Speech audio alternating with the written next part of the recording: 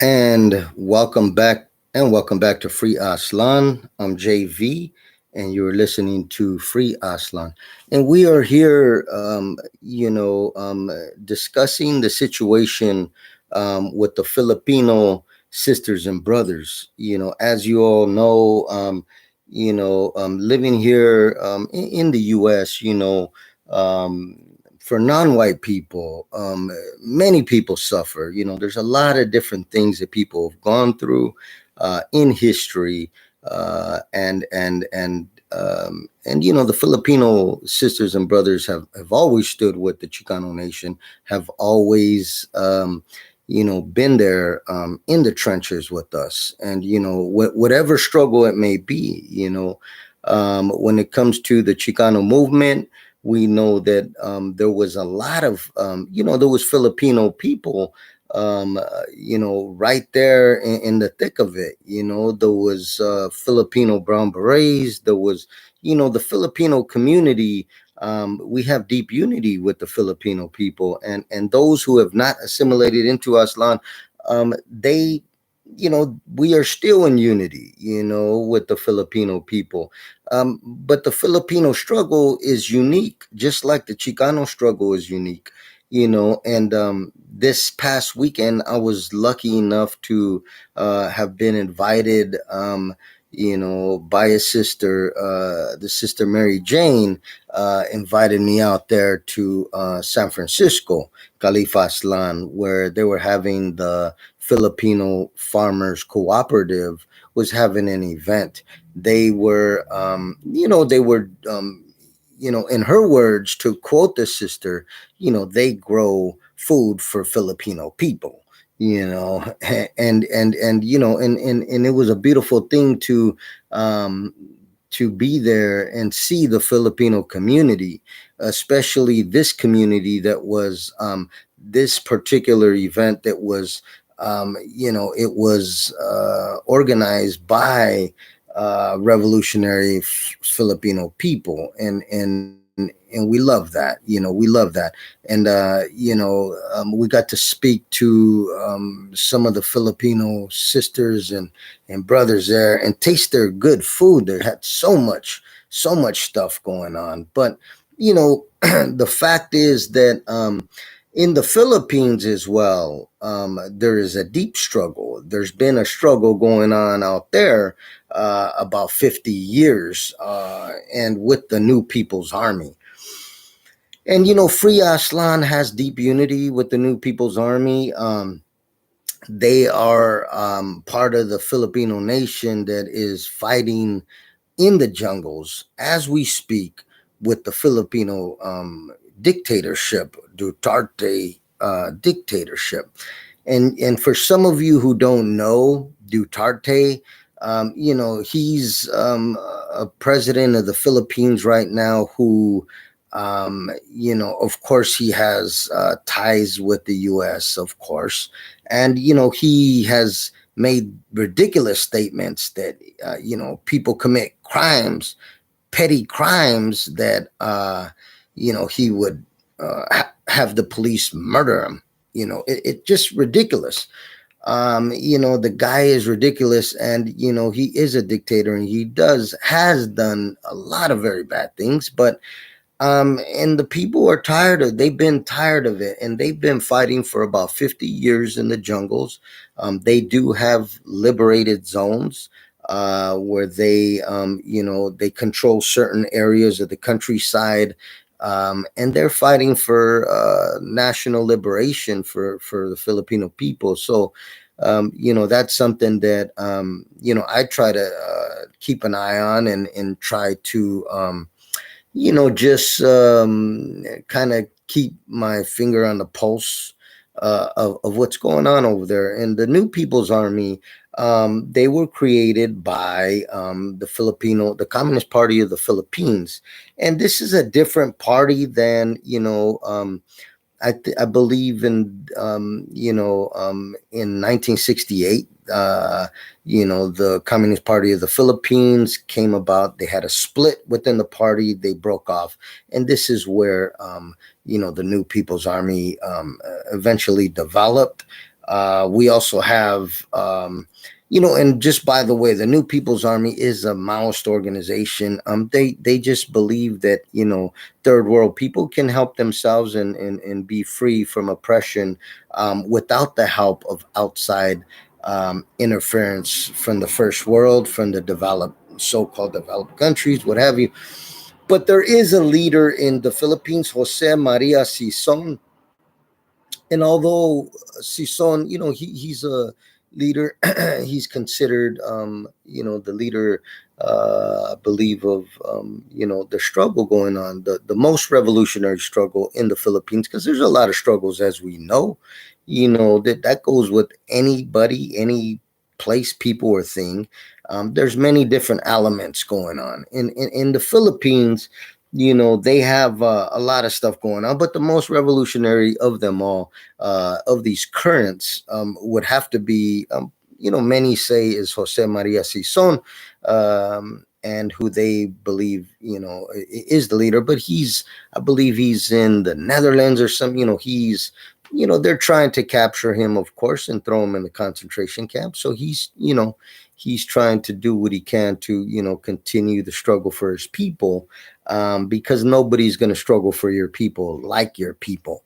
You might have people who act like they're gonna struggle for your people, but we all know, in the end, no nation's gonna be free unless the people of that nation come together and handle it and make that happen. But going back to Jose Maria Sison, I would have to say then, I have agreements with him on a lot of different things. One of the things that I don't have agreement with him is his views of the Chicano nation. And his views of the Chicano nation is such that, he believes that, in his idea, he believes, first of all, the Filipino people here in the U.S. should come together and, struggle with everybody here, including, of all nationalities, in order to try to better conditions in the Philippines. He's made statements. He has statements, and especially when a lot of the immigration, so-called quote unquote immigration stuff. I like to say migrants because many of them, first of all, are indigenous to this continent. So who is anybody to call them immigrants when they have been here for thousands of years? So, this is something that Jose Maria Sison has written about, specifically the struggle with migrants, and urging the Filipino community here to stand, with, everybody here in order to better conditions in the Philippines and here and around the world. But I would disagree with that, because I believe that, yeah, we have united fronts, absolutely, and that will continue before and after transformation of society. But I also believe that people have to organize their own nation. Like,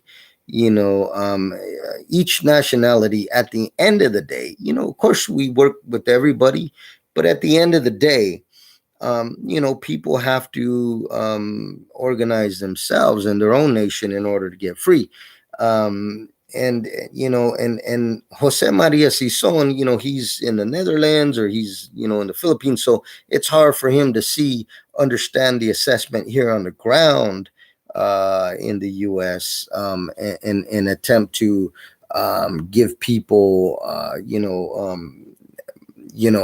advice on what to do here. When we are here, we understand the history of white supremacy here in this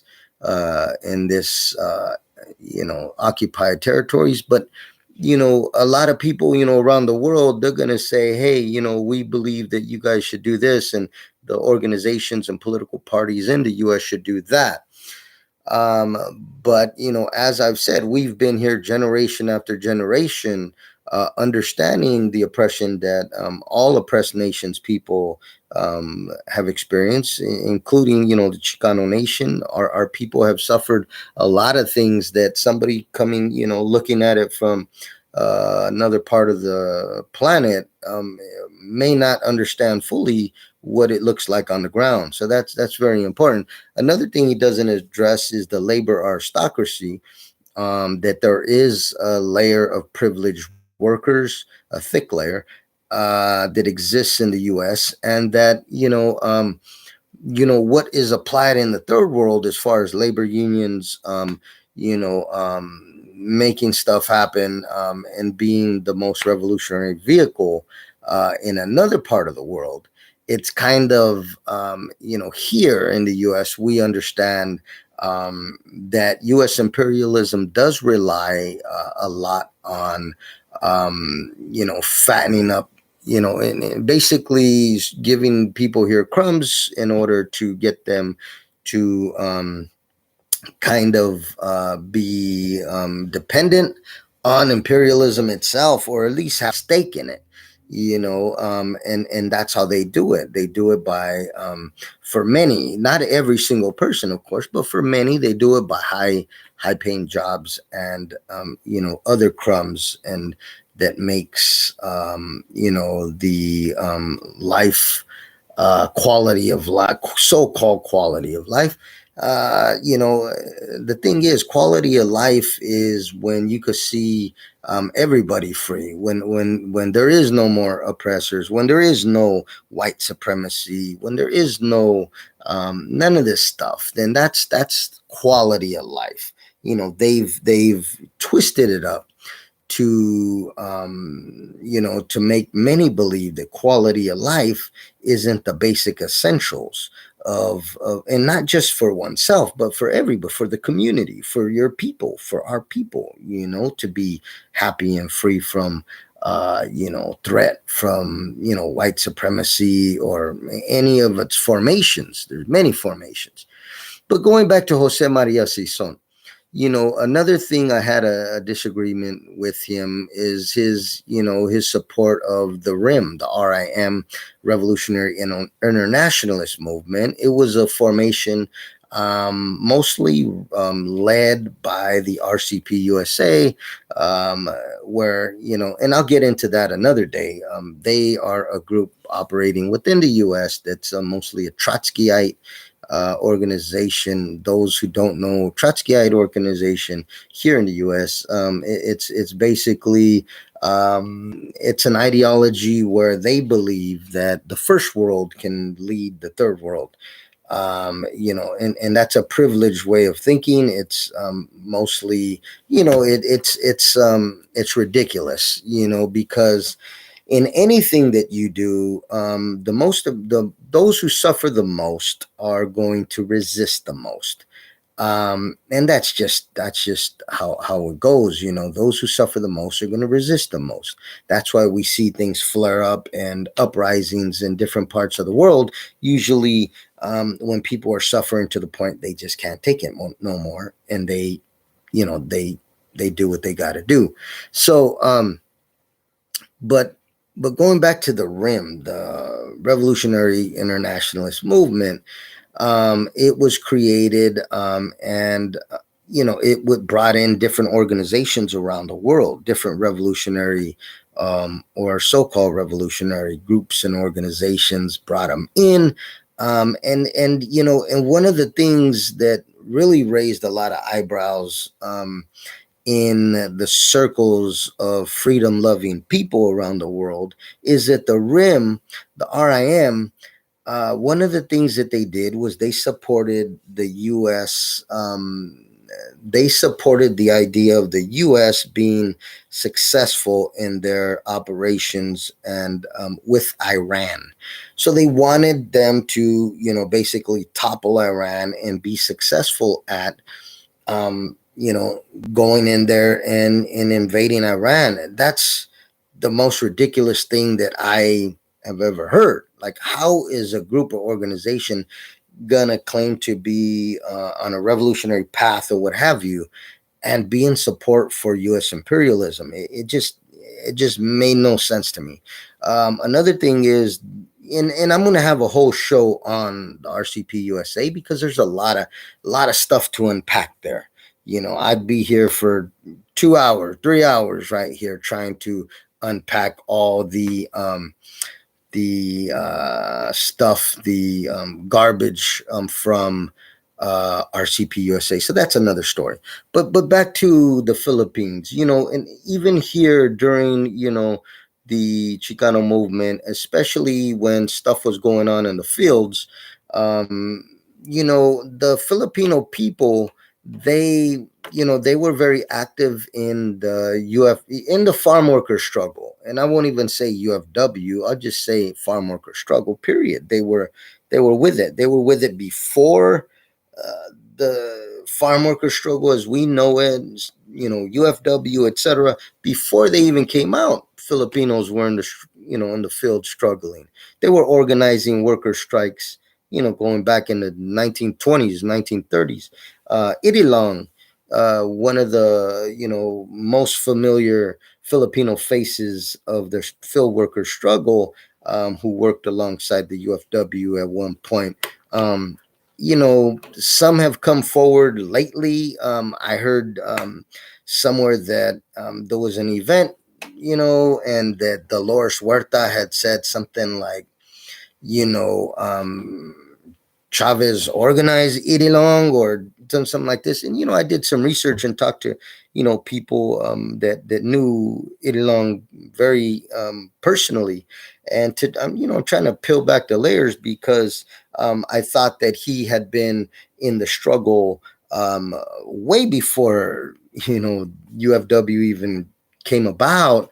And actually he was, and I was told that he was organizing stuff going back in the 1940s, and even before he was like with it. And from my understanding, the UFW, and even Dolores Huerta, I don't think she was organizing strikes in the 40s. So that's another struggle, but that's another conversation. But I'm just saying the Filipino people have always been with the business of bettering conditions, in the fields or wherever they may be, just like the Chicano people, at least some. And so, this is a part of history that we have to understand, that we have more unity than not. And the Filipino people, they're still here, and they're still in the Philippines. They've had one of the longest insurgencies in the Philippines. The New People's Army have been at it for decades. So this is nothing new for the Filipino people. And even in new, there's the student movement of the Filipino people. There's a lot of stuff going on, and some support what's going on in the Philippines openly, some do it privately, what have you.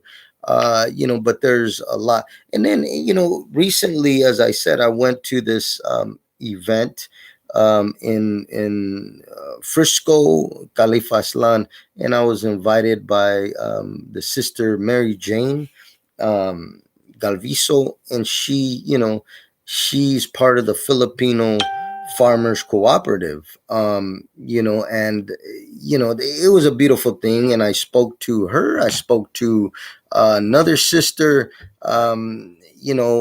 About food and why it's important for us to, and I even told her at one point, I would love to see a Chicano farmers co-op. They have the Filipino farmers co-op. I would love to see a Chicano farmers co-op. That would be a beautiful thing, and all other First Nations people, because as she said, you can't do nothing if you ain't got food to fuel what you're trying to do. That's like the basic ingredient. But this sister has been at it a very long time. She you know is a field worker even today. She's still in the fields, and and it was beautiful to talk to her. She just, we had a lot of conversations, not only about that.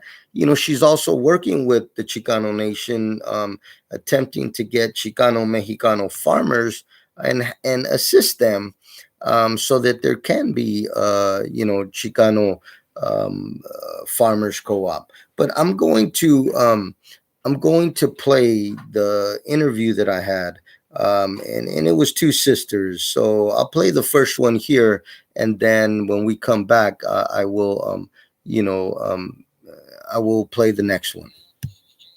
Here, doing an interview for Radio Free Aslan.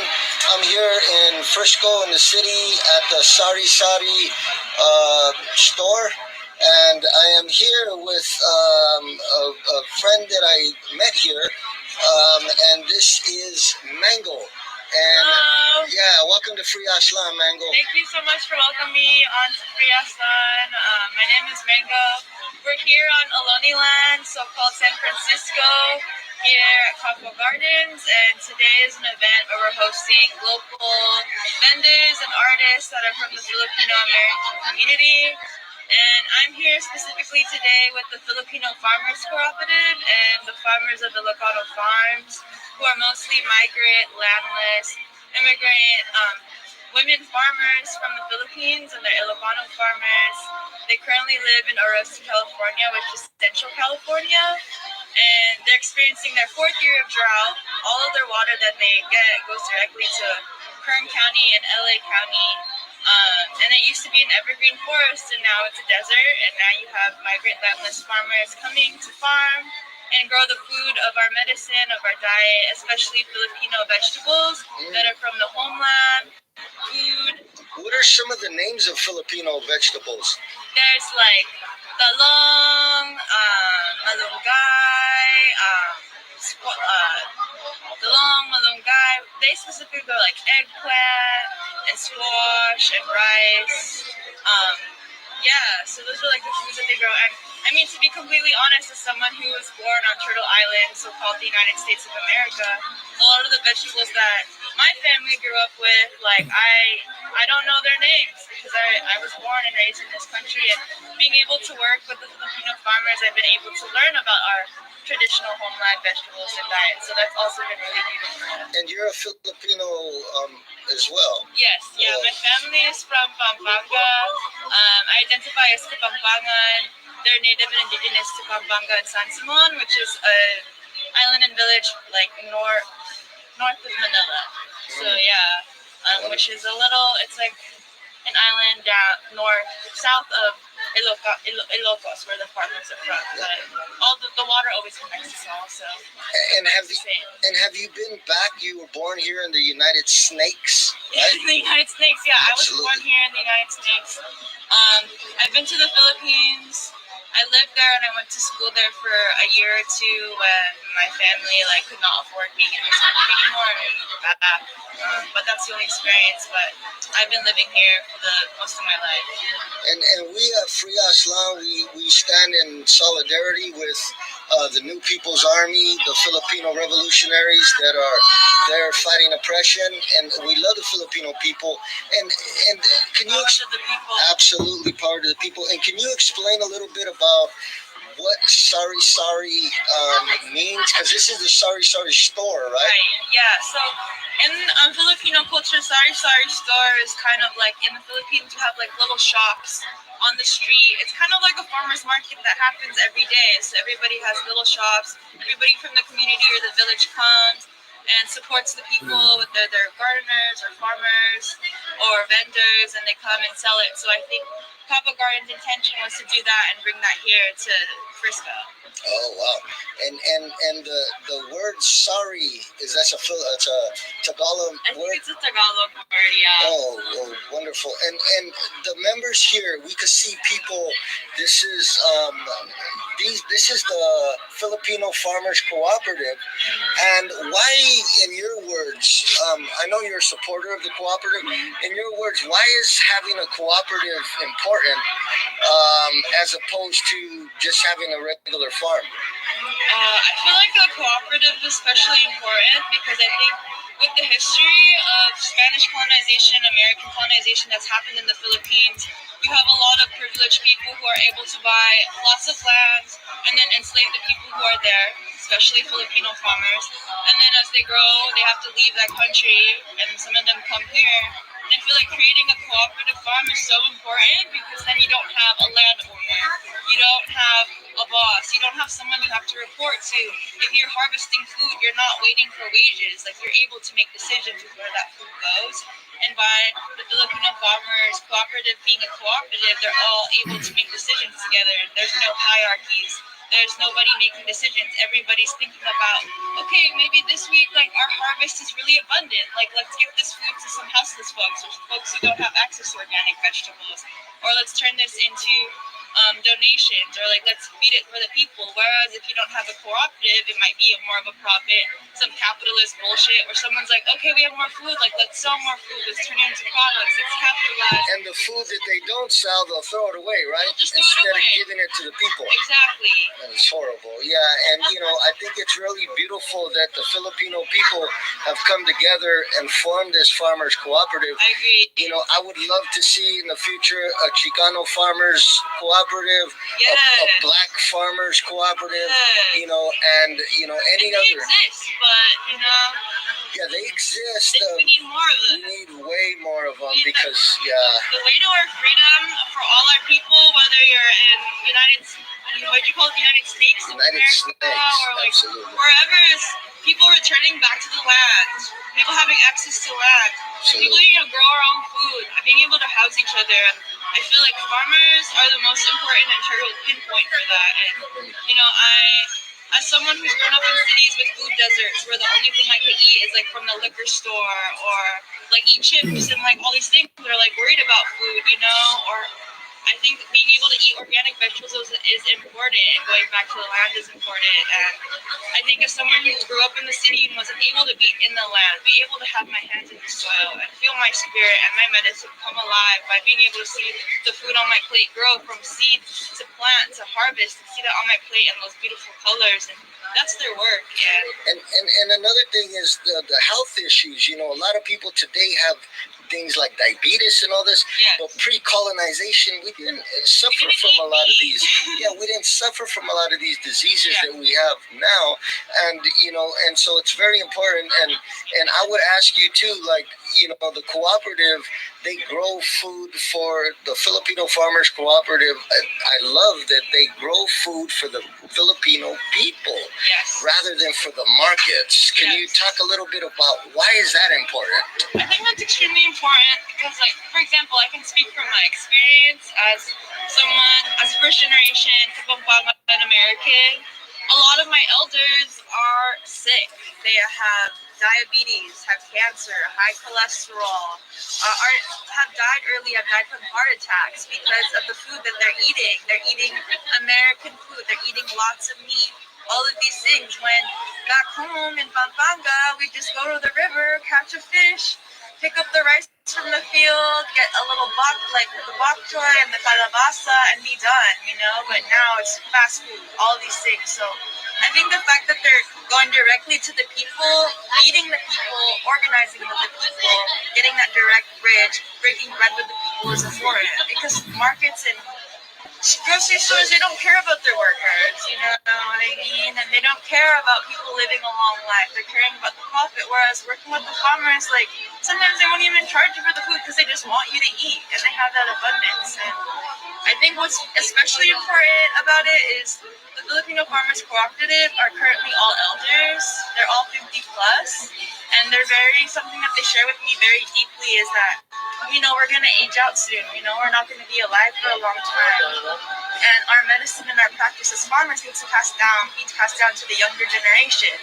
And our younger generations are, in front of their computers, or or don't have access to land, or have to work 9 to 5 jobs, or be shackled institutions that don't want them to be back in the lab. They're in survival mode, right? Right, we're in survival mode. So by being able to connect deeply with the Filipino Farmers Cooperative and building with the community, you can create intergenerational support, like young folks like me, elders, people who want to go back to the land and learn how to farm. And I think the movement towards our freedom is directly tied with the earth. Whether you're from where and so and so, if you're connected to the earth will go back to you, will free you. So I'm in deep solidarity. Like I drove 4 hours to come to their event, to go to their teach-in, to learn about Filipino American history and the farmers movement and the way they were in solidarity with the Mexican farmers and the black farmers and all of those things. So like I'm hungry for that. I'm hungry to be back in the land. I'm hungry to be a full-time farmer. I want to be able to learn how to do that. That's beautiful. Do you think that you will carry on? As you said, there's elders here in the cooperative,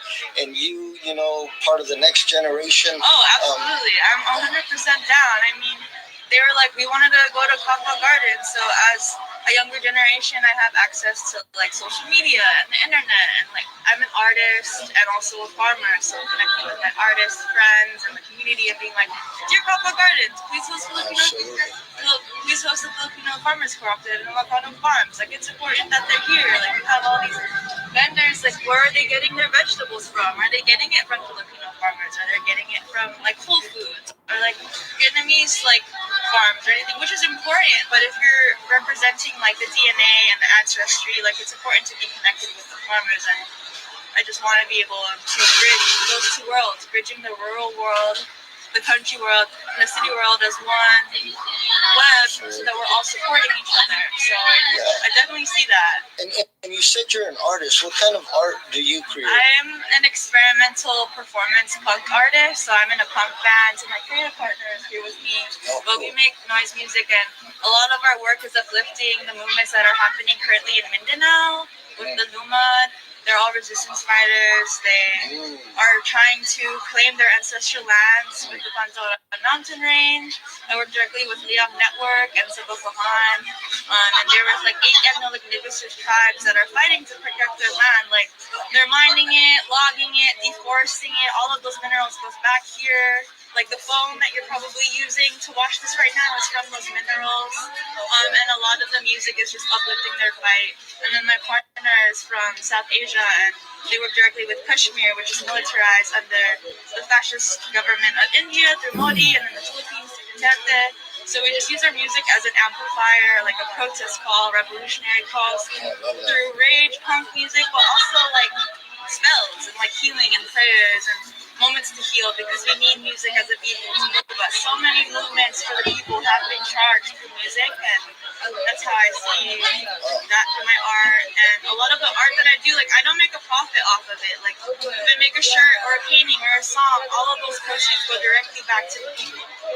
Beautiful. And as an artist myself, I know that art is very important. Culture is part of culture. We need revolutionary culture, absolutely. So whether it's music, whether it's drawings, what have you, we need more of it. And also, I would love to have you all in the future, absolutely, on the show, Free Aslan, to share your music as well. You want to talk about our life?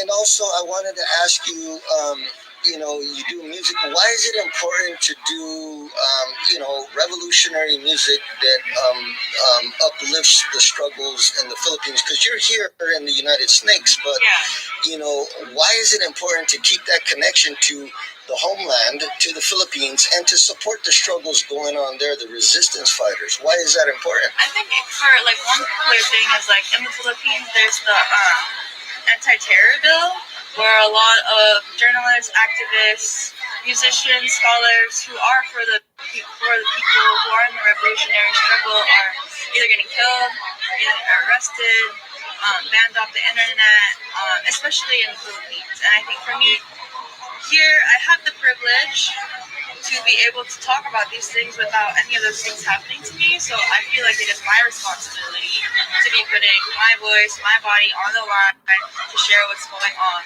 Especially here, I think I'm also an independent artist or work with independent record labels, and I'm not trying to go mainstream, because then when you do, the message gets blurred, or it's about profiting off of the money, or like having a catchy song, like a 3-minute song to get on the radio. But that's like not my goal. It's about so that the music reaches the people who needs to hear it, to mobilize them, to join the forces, to fight, to learn about Filipino Farmers Cooperative, to learn about what's happening in Mindanao, to learn about the Black Liberation, Indigenous, and queer and trans movement that's happening in Los Angeles, where I'm born and raised and work in Tongvalan.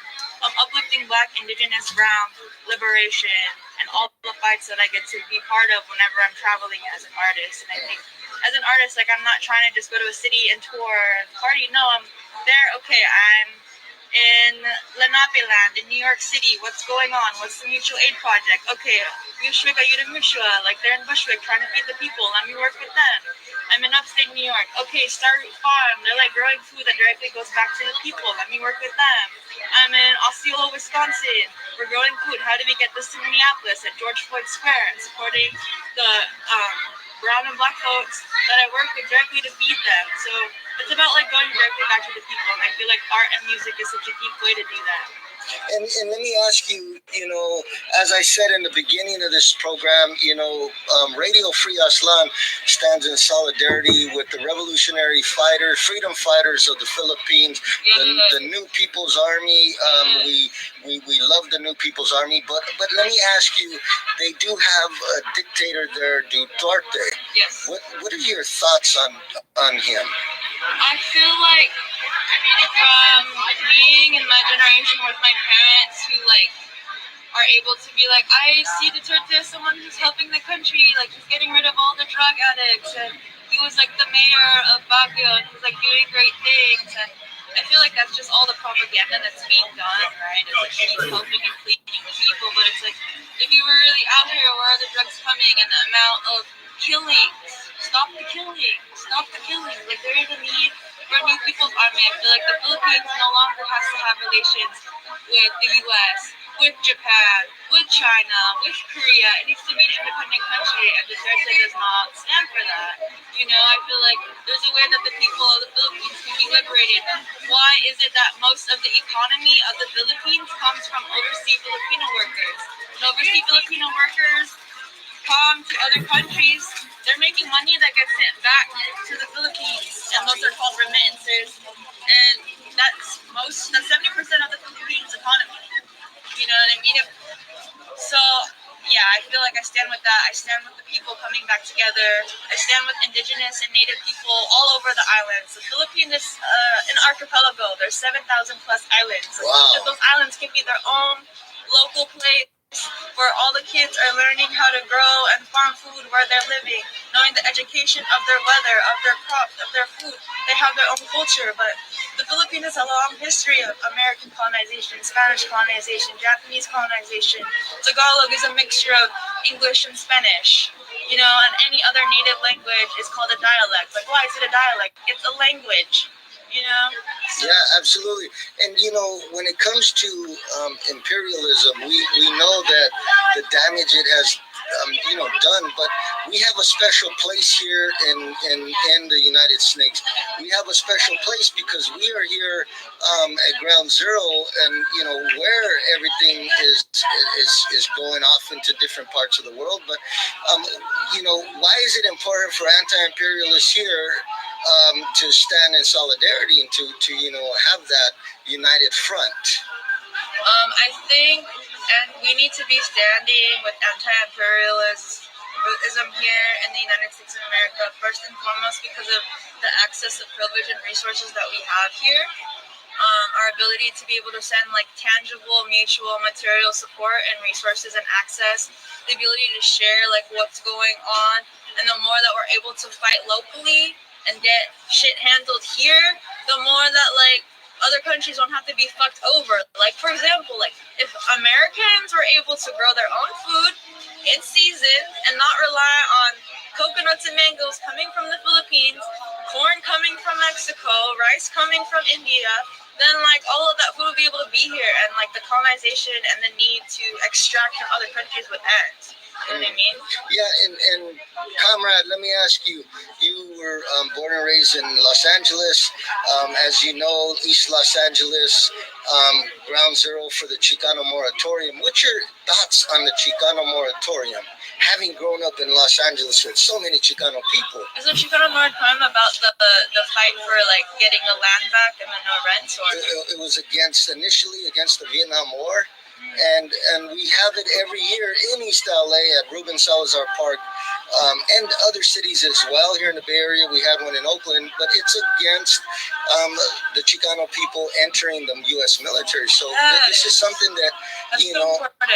Absolutely, and I would love to see in the future a Filipino moratorium. I agree. I mean, like, to be upfront, like, a lot of Filipino Americans have come to America through the military, right? Absolutely. The military takes our gifted black and brown men and now women and turn them into killers of the state that doesn't even serve them, doesn't give them the opportunity to build, and then are like left with all like the trauma and violence happening. Are literally meant to like participate in the white man's war.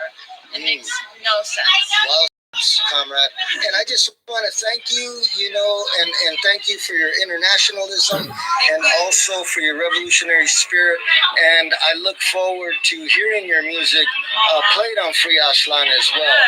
So, And that was the sister at this event, and that it was so beautiful to see Filipino youth, just like it's beautiful to see Chicano youth, so conscious and revolutionary. It's just, because this is the future. Just like the sister said, a lot of the elders, who've been fighting for decades in the Filipino struggle, are aging out.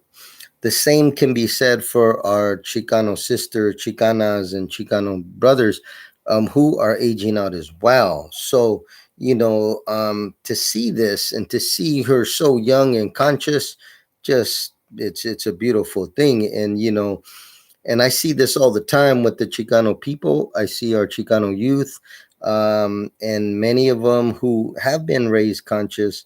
They're there, and they are there to take the movement to the next generation for sure. And that's important because what we don't understand a lot of the times, as this sister said, is she realizes it. She understands that her elders, who are very conscious, they are not going to be here, forever. And when they go, the movement can go, and it's going to fall on the shoulders of the next generation to pick it back up.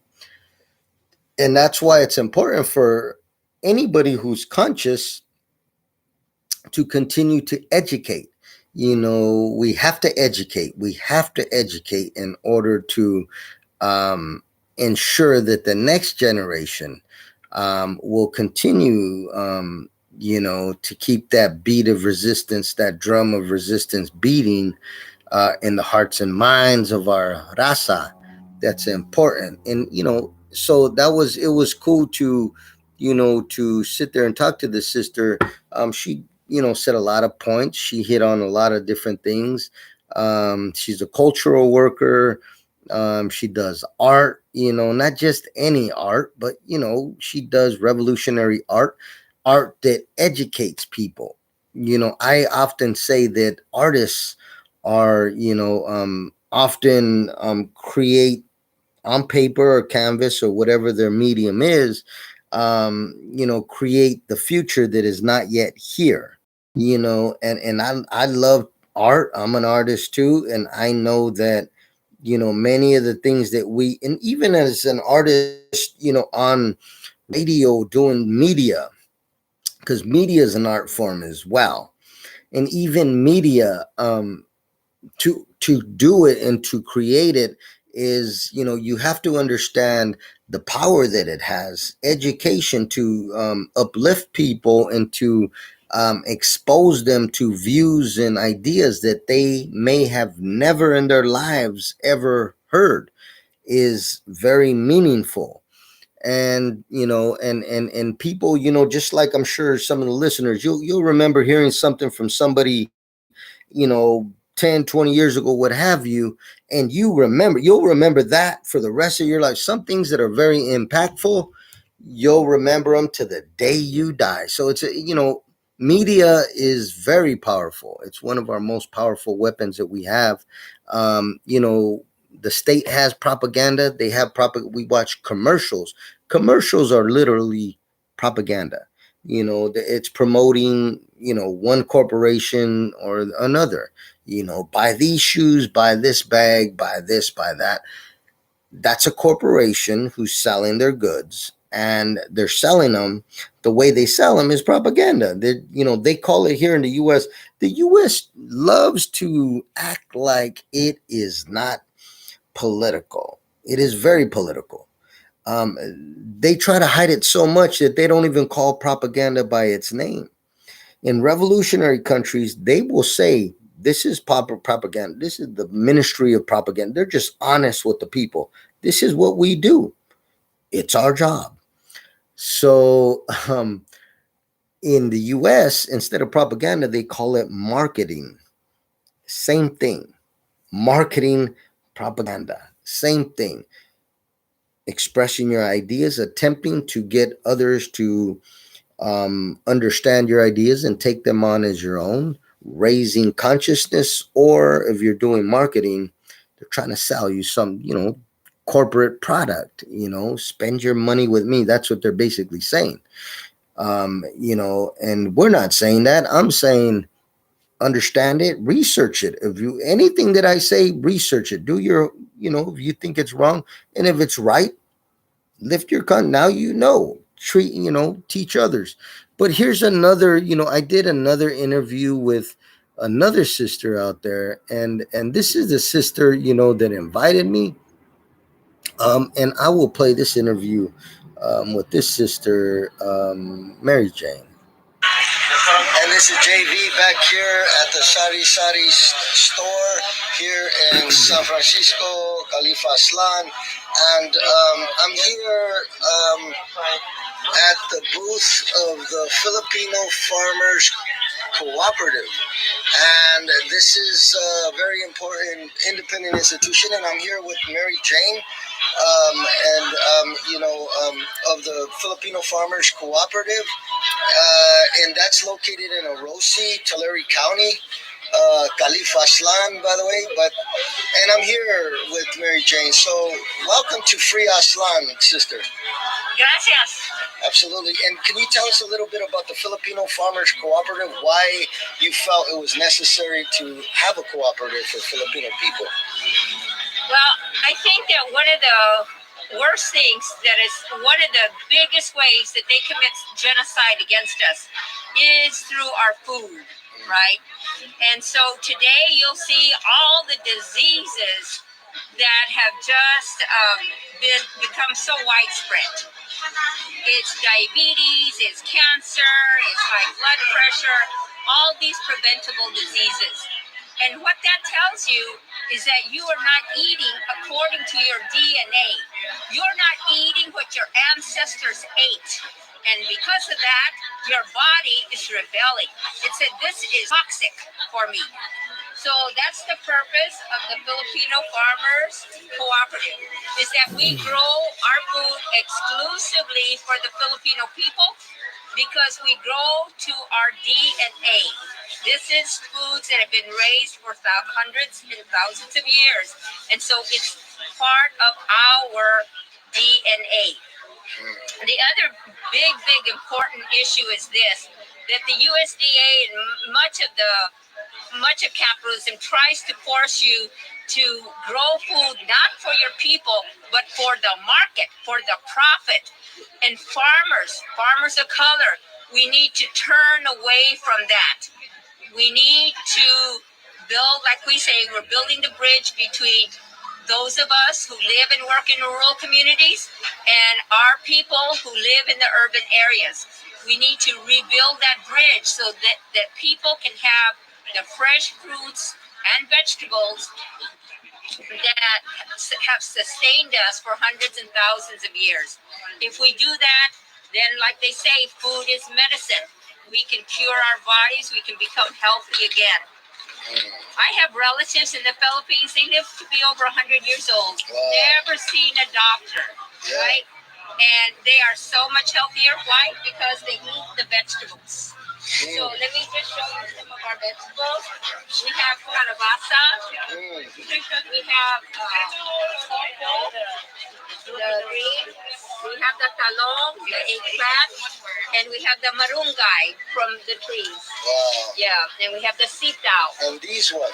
Well, those are a homemade dessert. That's called kupig. That's sweet rice with coconut, and it's charred in the banana leaf. And I got one of those, and those are delicious, by the way. Yes, they are.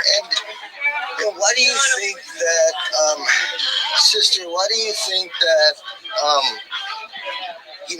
how can, a people, a lot of people talk about decolonization. Well, decolonization starts first with the water and the food, right? Exactly. I mean, how can you decolonize anything else in society when you're pollute your water, your food is grown by corporations, and that's just not what decolonization. We can't say we're decolonizing and then eating corporate food, right? It's exactly. important So for farmers and farm people, the major issue is to be self-sufficient, to be self-sustaining, and you're not going to do that depending on buying from corporations, from Walmart, from from the food for less, right? So what we promote is you support the farmers, and the farmers will make sure that your bodies are nourished and kept in good health. That's the way.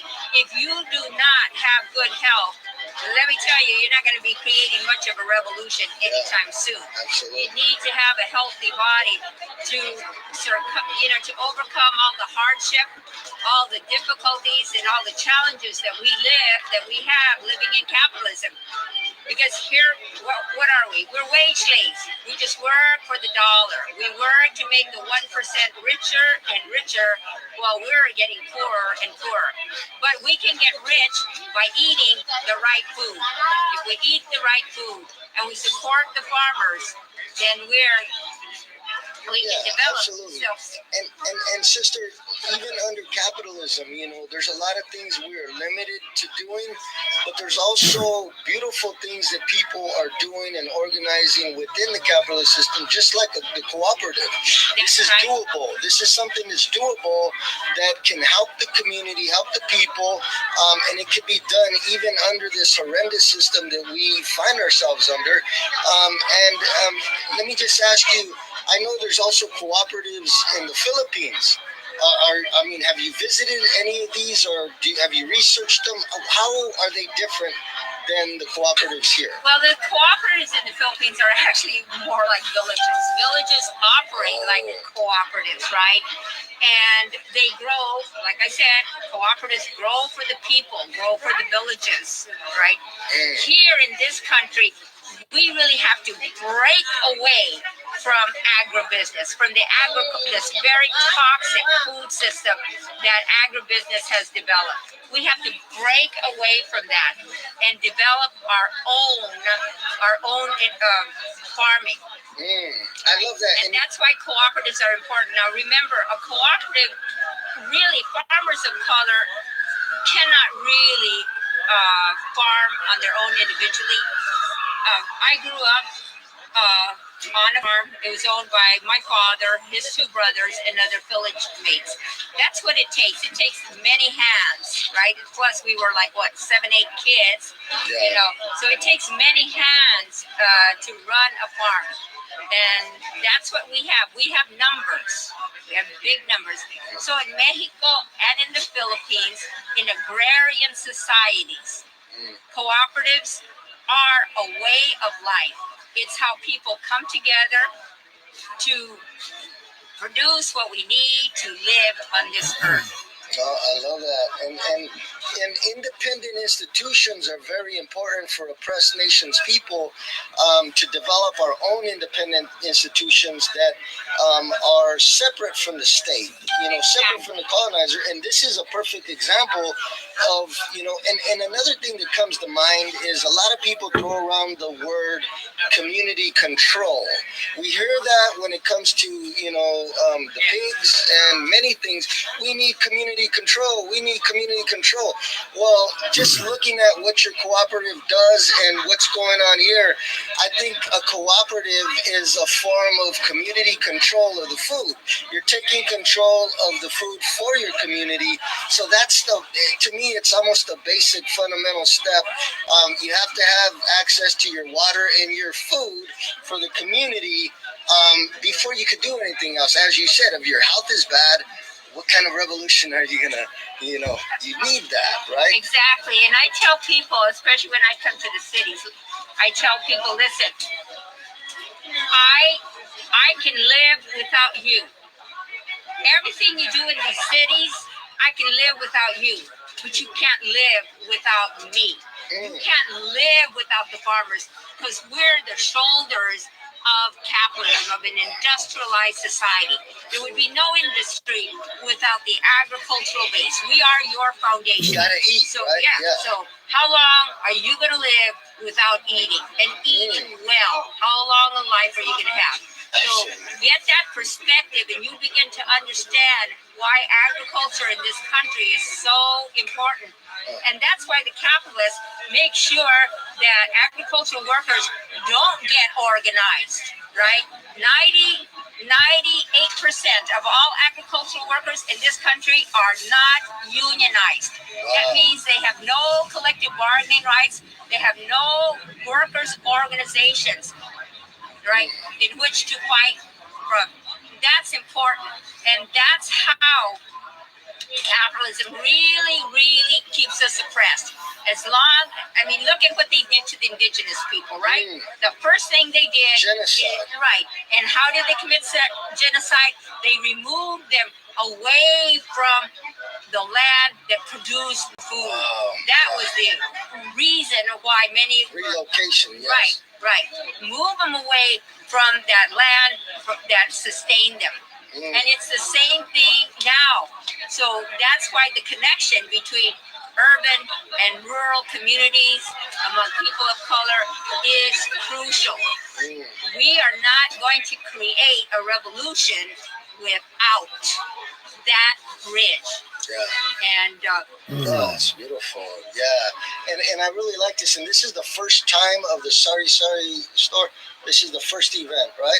Yes. This is the first time the Filipino Farmers Cooperative has come to the Bay Area. Our market has generally been in Los Angeles, and our community partner agency there is the Filipino Worker Center. And again, like I said, we grow food for the workers, for working people. Yeah. We're not into trendy bourgeois food. Oh, good. We hate that, sister. We really hate that. And it's We're a here beautiful for the thing. masses of people. Absolutely. And as I was telling somebody earlier, I would love to see one day a Chicano farmers cooperative, as well as, Black farmers cooperative. Every oppressed nation's people should organize, and serve their community with their food, grow food for their people. As you said, this is grown for Filipino people. This is beautiful, and everybody should do that. It's a shame that they don't. And I've told Joey, I said, that's our first step. Let's make this cooperative a success, and we can generate enough funds so that we can create that cooperative. Among Mexicanos, it's very easy because cooperatives are very popular. They're very widespread in Mexico. Unfortunately for Chicanos, it's a little, it's different. It's like talking with a lot of Filipino Americans, right? There's a very different approach, right? You will notice that most Filipino Americans, when they come to the table, they want the finished goods, right? If you see Filipinos from the Philippines, they want the produce. They want it straight from the field. Because they're going to make it themselves, right? Exactly. Right. That's the big difference. Panaditas? Over there. No more? Oh, where's the empanadita? Oh, inside. Inside the container. Well, okay, sister, I'll let you go. I know it's really busy. A lot of people are Let coming. me just ask if there's anyone interested in helping us to create the Mexicano Chicano Cooperative. Call me. My number is 559-528-0107, and we are Filipino CSA, Filipino Community Supported Agriculture. Well, we love your internationalism, sister, and for serving the Filipino people. All power to the people, sister. Thank you for coming on Free Aslan. And that was the sister Mary Jane, and she's doing a beautiful thing for the Filipino people. And that's very important that, oppressed people love their people, when Chicano people love their people and, feed their people, they grow to serve their community when they organize in a way to serve their community. And when we see Filipinos do it, we see the Black nation, whoever does it, Boricua, Puerto Rican nation, whoever does it, when people serve their community, that's the best thing in the world. And the worst thing in the world is to see people who, people try to tell them, hey, let's do this for our community, our people. And they want to, talk about, well, we're all, let's just get along to go along to get along. When they, people that are in, to, after everything that our people have been through, and all oppressed nations people, after everything that the oppressed nations people have been through on this continent for, since first contact, after everything, there's some people that still have not learned. They have not learned that lesson. And once again, I'm going to end this show with, the sister said it well. She grows food for the Filipino people, and to hear her say that, I was like that. Oh, it's beautiful to see somebody who loves their own people enough to identify the importance of loving their own people. And I would just say that there is nothing more beautiful than that. And, and for the Chicano nation, we do need a Chicano farmers cooperative. We do need Chicano farmers to come out on camera like this warrior Guerrera said, I'm growing food, for the Chicano people. Point blank, period. I'm growing food for the Chicano people or for the indigenous people, whatever you want to say. But we need, that's a beautiful thing. We have that. And every time I see that with our own community, I love it. But when I see another community like the Filipino people, I'm not a hater. I love that they have a guerrera like that who, has this farm, this co-op, this, and instead of getting on camera like, well, we're all in this together. I just, we're all, no, she got on there like a warrior. She said, I grow food for the Filipino people. Don't get it, don't be mixed. I grow food for my people. I love that. I love when there's a strong warrior who stands for their people. Love that. I'm not going to sit here and play the part like, hey, before we can organize anybody, before we can help anybody, we better make sure we help our own people. And that's the last lesson of the night. And I hope you all enjoyed this week's Free Aslan. And it's here on YouTube because we had some technical difficulties at the radio station, but that's okay. YouTube, got it. And they locked it in. So with that being said, can't stop, won't stop. It's not going to stop Free Aslan. We're going to keep, no matter what kind of technical difficulties there is, we're going to keep pushing forward until Aslan is free. Oh, Mateo.